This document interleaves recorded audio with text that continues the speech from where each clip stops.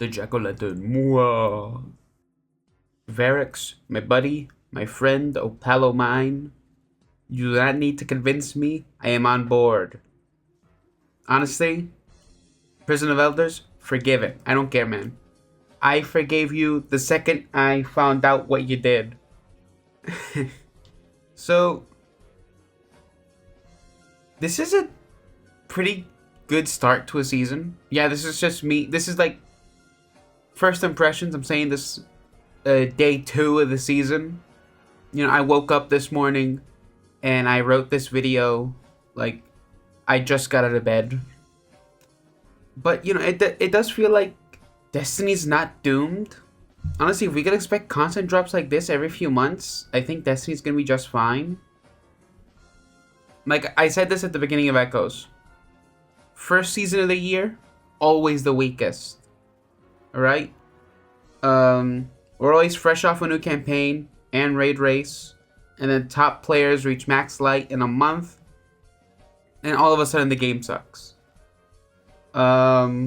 Most of the issues that a lot of people had were morale. So I can understand that. There's a lot of stuff that went down. You know, if we compare the start of this season to the start of last season, major difference. Huge difference. Right? Echoes had a lot more issues than the usual first season. Like, I hated Act 3 so much. Act 3 sucked. Act 1 and 2 might have mostly been busy work, but at least the cadence varied from time to time. Even though it was, go to Nessus. Go to failsafe. Go to Nessus again. Go to failsafe.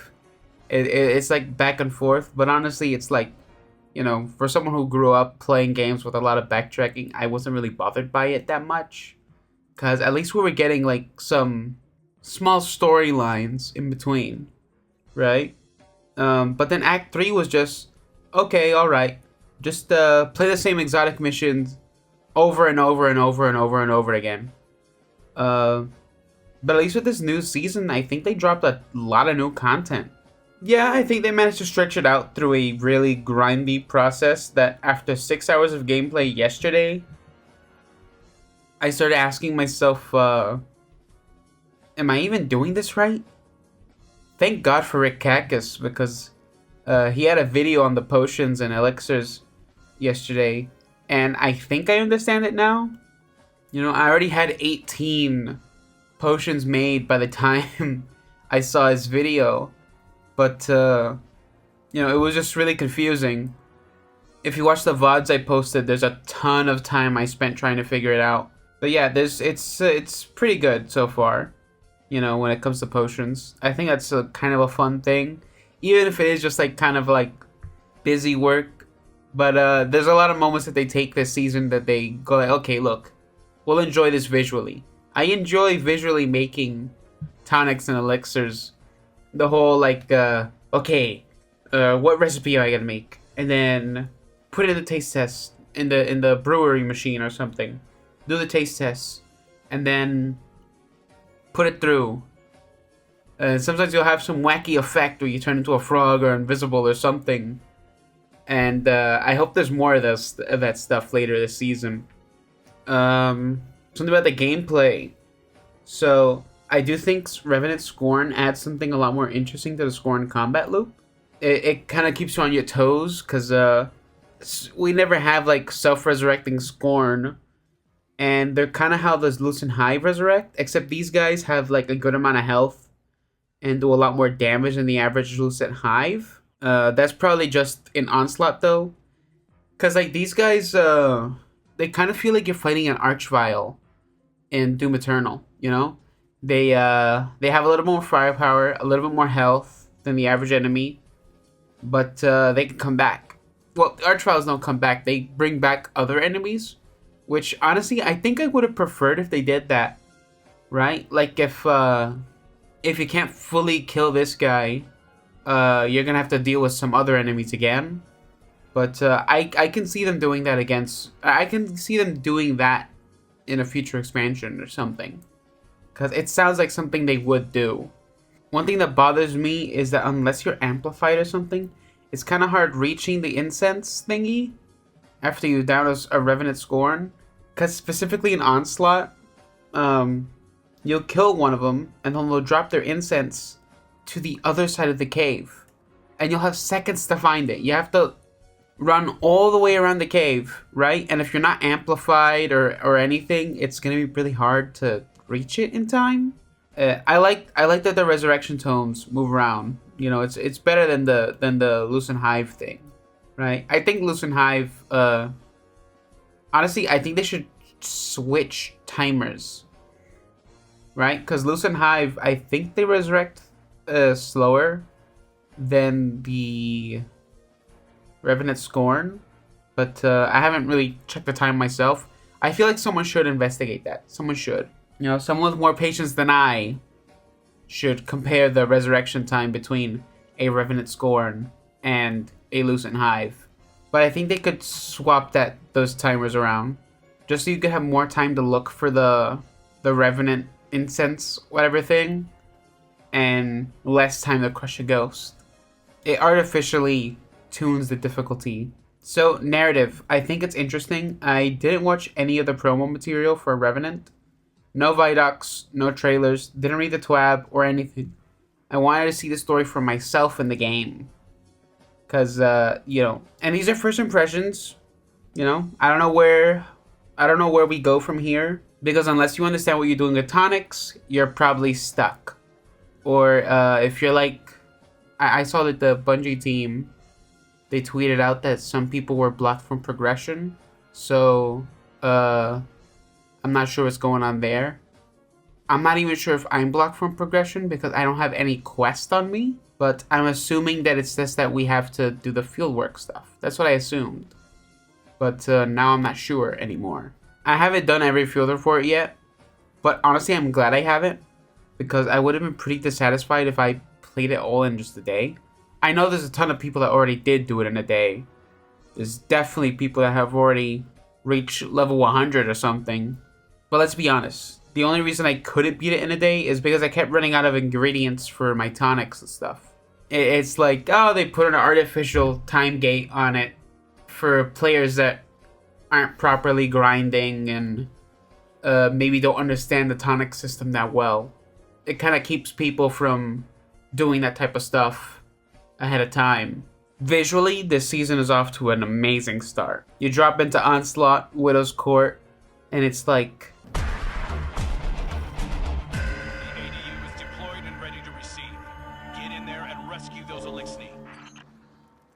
zombies, you know. This season is just COD zombies. We even have the sodas. Like, I would honestly, if they could just put like the teddy bear in, I don't know where, but they gotta find a way to put the teddy bear in Destiny. I honestly can't believe it took them this long to dive into a zombie style aesthetic. You know, arenas covered in mist. They brought back the egregore fungus all over the place. You know, the red, very oppressive lighting, right? And with the Nezarec stuff going on this season, both that red and the egregore, makes me think it's connected to the Derelict Leviathan. And, you know, that's another place where the Scorn were being experimented on in the presence of Nezarec. So that makes for this really interesting visual connection between Season of the Haunted, what's it called? The one where we get Dead Man's Tale, that exotic mission. I forgot it right now, but I'm sure I'll flash it on screen. You know, it just does a good job of connecting all those ideas together. Which, as I was writing this video, it made me think of a new connection. Because as we know, Season of the Haunted, they use the egregore to carry out that pyramid scarecrow fear gas around the Leviathan and beyond. You know, they spread it to the moon and stuff like that. And they did that to connect Callus to Nezarec's pyramid, which we didn't know at the time was Nezarec's pyramid until the following season, Season of the Plunder. Which makes me think that, like, if Mithrax is being controlled somehow by the essence of Nezarec because of the curse of Nezarec, it makes me think it makes me think that like maybe we should recontextualize how we saw Season of the Haunted. Not by the Witness trying to create a new disciple through Callus, but maybe the Witness was trying to convert Callus into Nezarec. You know, if you go back to one of those ceremonial bell audio logs that you find in the dungeon on the Leviathan, Callus mentions there's fear of losing himself. You know, maybe he didn't want to do it because he was afraid that maybe Nezarec would subsume his personality completely, right? Take control of who he was and who he is. That really helps view that season in a more interesting light than it was, because it's not as linear as you think. First connecting him to the pyramid, and then the following season they were looking for the relics of Nezarec. And as we know, the Witness is a big fan of mixing his toys together and making something new, right? The chimeric fusion that all the Dread and Nezarec have. So I don't know, I wouldn't be surprised if he was trying to create a new body for Nezarec instead. Yeah, it's a reach, but a theory nonetheless. It's a very interesting season we got. I'm not sure if I really have time to check out the Vespers host this season, because I'm definitely watching the Dungeon Raid Race, because that's always very entertaining. But I'm really going to focus on Revenant itself, because I really like the Scorn, and seeing them develop has always been fun. The second I heard that they were developing a culture in Beyond Light, I was like, okay, this is something to keep an eye on, because I don't know where this is going to end, but clearly the Scorn are going through some like Hive-style evolution, right? And this season is kind of like avoiding a new Hive being created, because like if they convert the rest of the Elixni in the system into Scorn, they're gonna be an unstoppable plague. And we don't even know Scorn physiology all that well, because like now they're made of living tissue and stuff. So it's a really big, important difference. And I already made a video about like how we don't really understand Scorn completely on a biological sense, and that one didn't get many views, but it is. I do think it's a lot more relevant now that we know what's going on.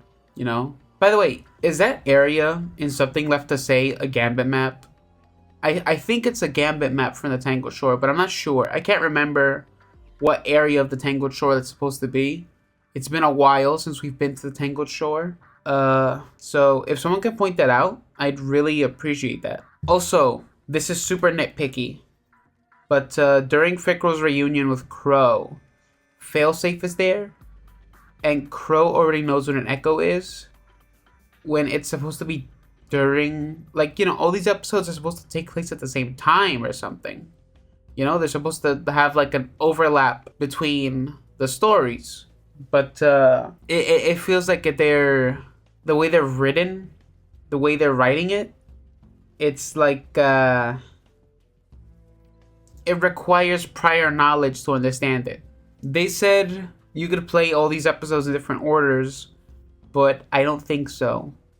Because if it's supposed to be during episode echoes where we discover what an echo is, and it's supposed to be during episode echo where we get failsafe on the helm, then you kind of need some prior knowledge to understand what goes on in that scene. Because otherwise it's just going, how do we get here? What happened? Let's be honest about this. Let's be honest. So if you didn't play Echoes or watch the Vidoc where they announced these, you probably won't know what an Echo is, and you probably won't understand the presence of failsafe on the helm. Again, this is nitpicky, right? But I'm nitpicking because they said this could be played in any order. So, anyway, I think I've rambled on long enough. Let's see, how long is the video so far? 19 minutes at the moment of recording. I'm probably going to cut out like 3 of those minutes. It's probably going to be 17. Anyway, whatever. I'm going to work on some Patreon uploads today once the video's up. But thanks for supporting there if you do. here are the names for the month. I really appreciate you guys for donating whatever you can, because it means I get to continue making my art. It means I get to continue making these videos, and I really appreciate it. And if you haven't noticed, I'm uploading all my gameplay for the season onto a playlist here on YouTube. So you can find those probably on the card that's on the screen at the moment. And also thanks to everyone who's watching the live streams. Thanks. Hope you liked the video. And would love to discuss it if you guys want to in the comments. But that's about it for me. See ya.